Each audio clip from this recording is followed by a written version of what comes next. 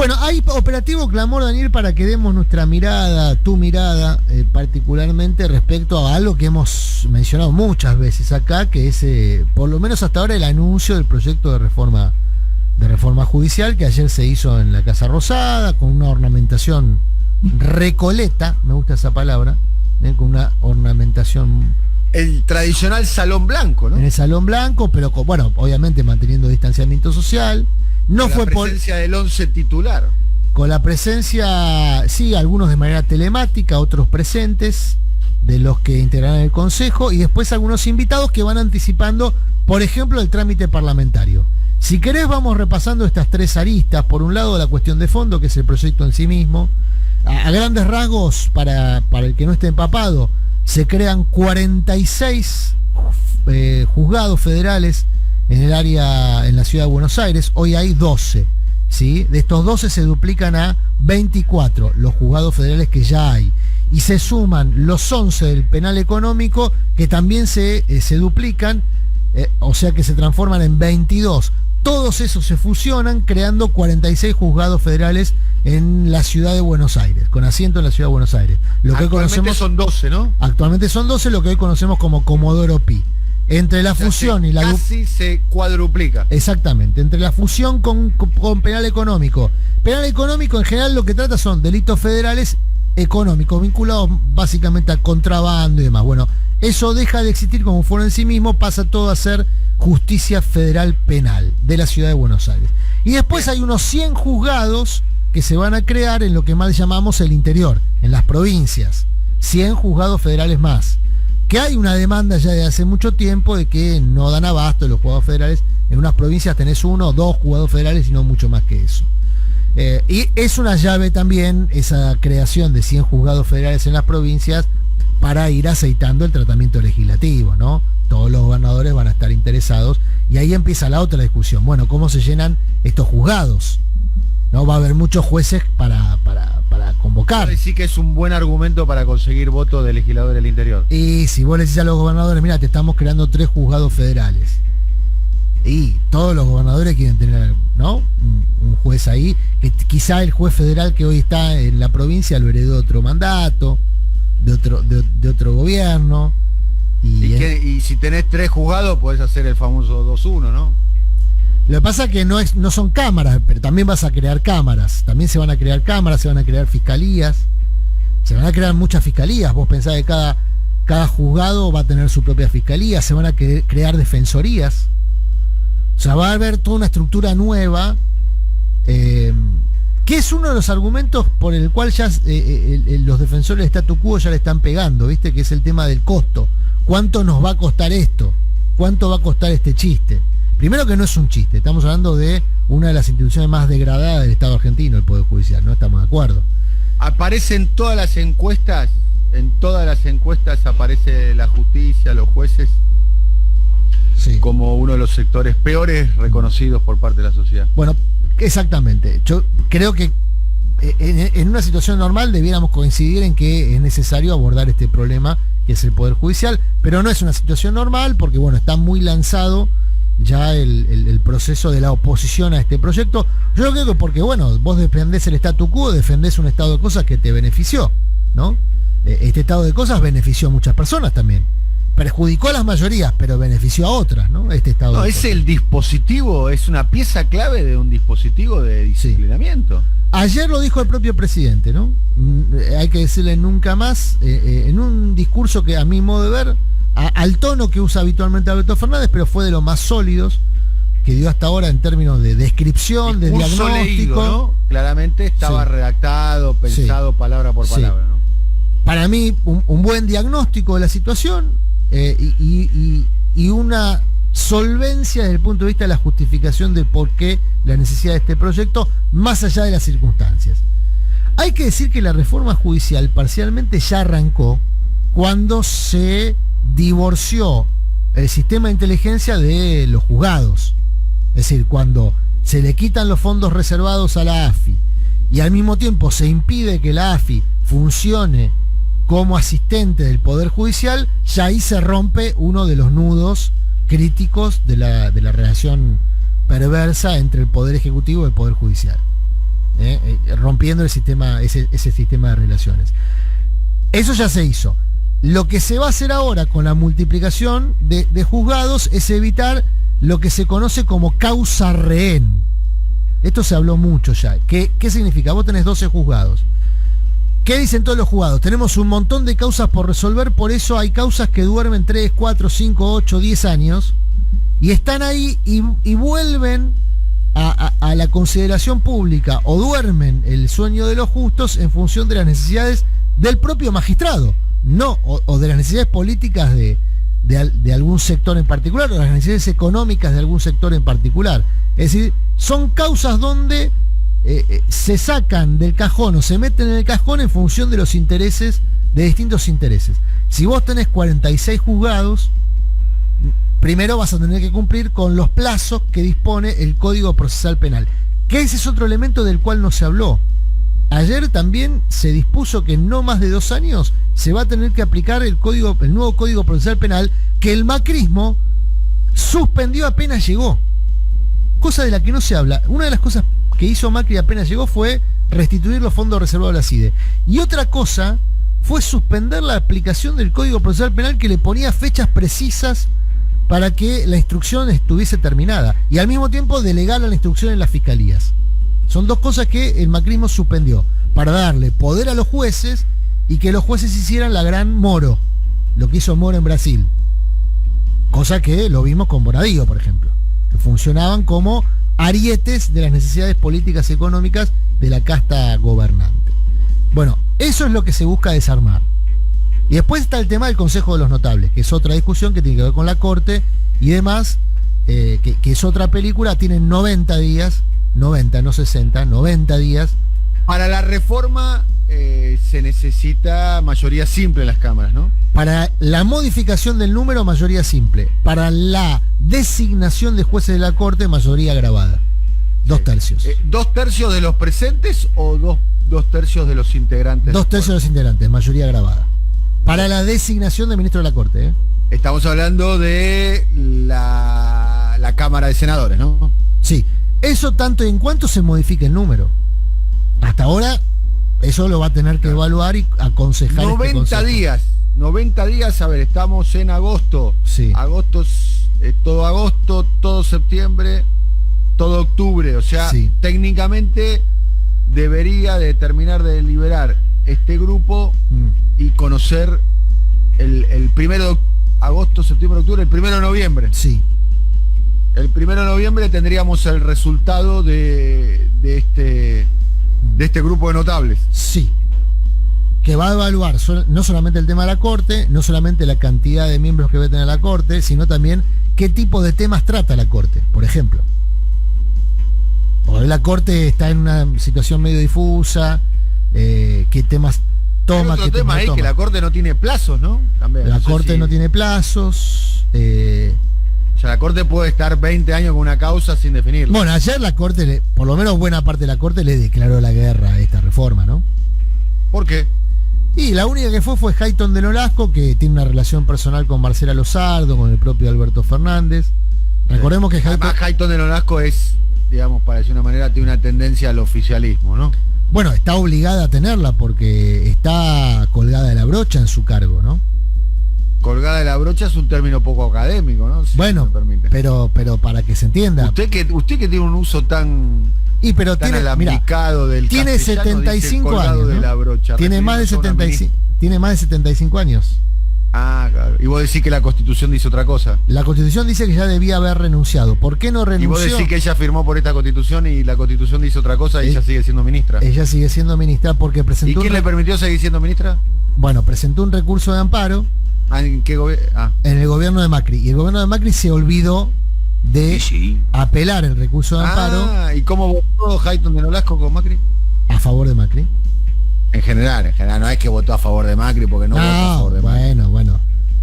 Tuvo una mirada, digamos, acorde a las necesidades durante el periodo de mayor apogeo de poder de Macri. Claro. Después, cuando el poder de Macri empezó a declinar, hizo lo que hace. A ver si entiendo. Antes era amiga de Macri y ahora es amiga de Alberto Fernández. No, amiga de Alberto Fernández es desde el momento en que Alberto Fernández la propuso para ser jueza. Porque Hayton de Nolasco es de los jueces de aquella corte que yo creo que todos hoy consideramos de las cortes más respetables que nos ha tocado observar, digamos, ver, ¿no? Tampoco, está medio romantizado, creo. Está bien, pero es mucho mejor. Bueno, venías de una corte que era muy mala, ¿no? Está bien. En comparación, puedo decir. Y bueno, tampoco la veo como una corte que me genere no sé cuántas medidas tomar. Bueno, me vas a decir. Vos decís, no es el Ferro del 80. Declararon inconstitucional los indultos, ¿no? Creo que derogaron los indultos y la ley de audiencia de vida, ¿no? Y bueno, hizo eso. En términos de reputación individuo por individuo, en el nombre por nombre. Sí. En el nombre por nombre. El fallo Badaro de esa corte, ¿no? El fallo Badaro de esa corte. Lindo fallito ese, bueno, qué quilombito que armamos, ¿no? Con ese fallo, ¿no? Eso le armó, pero eso le armó un quilombo a Lancés. Al país le armó un quilombo, papi. Está bien, pero si lo ves desde el punto de vista para los super jubilados. Vos sabés que ahí te van a decir desde la corte, pues yo una vez lo charlé con un ministro de la corte esto. Y de la corte decía, mirá, Lancés debería agradecer que hicimos el fallo Badaro porque permitimos que cada caso se resuelve individualmente y no de manera colectiva. Ojo con eso. O sea, la Corte permitió, cosa que para los jubilados fue muy mala, porque vos tenías que ir a litigar caso por caso. Lancés el caso Badaro estamos hablando de no un jubilado de la mínima, Estamos hablando de un super jubilado. Sí, pero lo que impuso el caso Badaro es que... No super jubilado, un jubilado de esos de altos ingresos. Sí, pero lo que impuso el caso Badaro es que, como siempre, la Corte no genera jurisprudencia, porque la Argentina no es jurisprudencial, el sistema de justicia, sino que lo que hizo fue establecer un sistema de actualización, pero que no se aplicaba automáticamente. Sí funcionaba como antecedente. Pero bueno, es otra discusión, digamos. Es otra discusión, no porque no haya que darla. Más allá de eso, lo que va a estar en consideración es el número de la Corte. Obviamente todo el mundo sacó del archivo las palabras del actual presidente, de la actual vicepresidenta. La actual vicepresidenta, cuando fue senadora, Cristina Fernández, justamente fue la miembro opinante de la disminución del número de la Corte de 9 a 5. ¿Te acordás de ese episodio? Y lo justificó sólidamente en su momento de por qué debía de ser de 5. Así que ahora va a haber todo un desarchivo, digamos, de lo que decía el propio presidente no hace mucho tiempo atrás también, cuando consideraba que el número de 5 era el número correcto. Esto siempre y cuando haya una modificación del número de la Corte, cosa que no está claro que vaya a haber, No está claro que vaya a haber. Todo el mundo asume que el Consejo de Notables va a recomendar eso, porque Aslanian sugiere que no estaría mal, porque Gil Domínguez sugiere que podría ser, porque hay otros referentes ahí en el Consejo Asesor que propiciarían una modificación del número de la Corte, pero la verdad es que no está claro que vaya a hacer eso. Y después otro tema importante. ¿Está Pinedo al final? ¿Iba a estar Federico Pinedo o yo se mencionó, hubo una invitación y Pinedo dijo que no porque por disciplina partidaria la oposición se va a oponer. Y entonces que no quería estar justamente participando de un hecho político que va a contar con la oposición de la oposición. No sé si se entiende trabalengua, pero... Es decir, Pinedo fue invitado y no. A ver, de lo que sería el macrismo está Weinberg de Roca, la presidenta del Tribunal de la Ciudad de Buenos Aires, del Supremo Tribunal de la Ciudad de Buenos Aires, que en su momento la propuso Macri, amiga de Macri, hoy más cercana al amigo Horacio Rodríguez Larreta. Del radicalismo, que proviene del radicalismo, si querés, está Hilda Kogan de la provincia de Buenos Aires, la presidenta del Tribunal de la Provincia de Buenos Aires, Tribunal Superior de la Provincia de Buenos Aires. En realidad, Kogan llegó en su momento a la Corte Suprema de la provincia en un acuerdo entre Felipe Solá, mirá cómo son las cosas, el gobernador de la provincia, y el radicalismo. No sé si hoy se la puede adjudicar directamente al radicalismo Hilda Kogan, pero tiene buena relación con el radicalismo provincial. Y después, Gil Domínguez, que no es uno... Clarín, ¿no? Fue abogado de Clarín, estuvo en contra de la ley de servicio de comunicación audiovisual, constitucionalista, no es, digamos, del esquema del oficialismo, ¿no? De lo que uno podría denominar oficialismo o peronismo. No es del peronismo, Gil Domínguez. Esos eran los tres no peronistas o no cercanos al oficialismo hoy. Después tenés figuras cercanas a distintos dirigentes provinciales, el caso, por ejemplo, de la presidenta del Tribunal de Tierra del Fuego, que tiene un buen vínculo histórico, político con la hoy legisladora Bertone, ex gobernadora de esa provincia. Tenés a la presidenta del Tribunal de Tucumán, Sdar, que en su momento fue impulsada por Alperovich. Tenés a Ocampo, el ministro de la Corte, de presidente de la Corte de Mendoza, que integra Justicia Legítima. En Mendoza se lo considera parte del trío peronista de la Corte Suprema de Mendoza. Bueno, esos son los nombres que están allí dando vueltas, todos con antecedentes académicos y demás sólidos, digo, más allá de la afiliación política o ideológica de cada uno de ellos. Después tenés al señor Bacigalupo, que es el referente, el mentor como penalista del propio presidente Alberto Fernández. Esos son más o menos nombres. Bacigalupo vive en España, ¿no? Vive en España, ayer estaba... Cuentan que es uno de los penalistas de habla hispana más importantes del mundo, y lo recuerdo, detalle, no sé si sirve o no sirve, fue abogado, o no sé si lo sigue siendo, pero en algún momento tuvo como cliente a Lionel Andrés Messi. Claro, Bacigalupo, todos los que hemos pasado por la Facultad de Derecho hemos estudiado con sus libros, con los de él. Yo pasé, pero con el 136 pasé. Usted pasó. Yo pasé y entré. Pasó y entró. Los libros de Bacigalupo, de Binder, Alberto Binder es otra figura del derecho penal desde el punto de vista de la literatura jurídica, muy prolíficos, muy estudiados. Y de hecho, Lozardo y Alberto Fernández son discípulos de Bacigalupo. Pero bueno, ese es el núcleo. A ver, la oposición, ¿qué es lo que va a plantear? ¿Qué es lo que ya está planteando? Primero, que esto es muy caro y de dónde sale la plata. Van a ir por ahí. Hay que decir que efectivamente va a haber una modificación en la partida presupuestaria, pero lo que dice el gobierno es que esa modificación de la partida presupuestaria no significa que vaya a haber más gasto de lo que ya hay hoy para justicia, sino que el tironeo con la Corte Suprema va a ser por la distribución de ese presupuesto y cómo se usa el presupuesto. Hay que decir que la Corte, parte del presupuesto, lo timbea, con inversiones financieras. ¿Sabías eso, no? Que hay un fondo de reserva que la Corte Suprema tiene, nadie sabe muy bien para qué. Lo timbea, suena mal. Bueno, está bien, lo tiene invertido. Pero digo, hay una plata del presupuesto que bien podría aplicarse a otra cosa, y la Corte decide que vaya a un fondo de reserva que está invertido en bonos, en plazos fijos, en la LELIQ, no sé en qué lo tienen, no tengo el detalle. Pero bueno, lo que dicen en el Poder Ejecutivo es que hay plata para solventarlo esto. Otra cosa es la oportunidad. La oposición dice, no es el momento, una pandemia, para una discusión de estas características, y por eso no le dieron el marco institucional que el presidente quería. Hay que decir que el presidente no quería la sala como se vio ayer, quería la presencia de la Corte, que no estuvo, quería la presencia de los opositores, que no estuvieron, quería ámbitos académicos presentes más representados. Hubo algunos rectores de facultades de Derecho de las provincias, pero no. ¿Vos querés decir que... Buenos días, compañeros. Buen día, Eduardo, querido. ¿Vos querés decir que Alberto Fernández esperaba que festejaran la medida y no lo acompañaron? Alberto Fernández hubiese querido que la gente festejara la medida y no... Carajo. Bueno, no sabemos qué va a pasar. Ayer hubo un cacerolazo, pero muy chiquito, ¿no?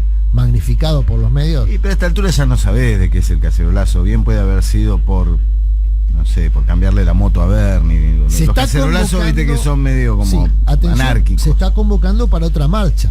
Atención, el 1A. Ajá. ¿Sabes que no le tengo miedo a las marchas? Porque está bien que una persona que se oponga a esta reforma tenga pero en plena pandemia, Dani. Bueno, está bien, ok, está bien, dale, ganaste en el argumento. También le tengo miedo a la pandemia, todo lo que quiera.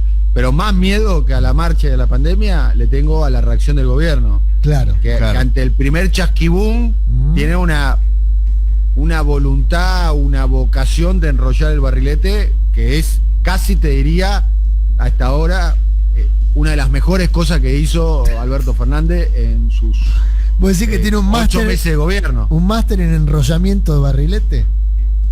Y me parece que es una de las marcas, ¿no?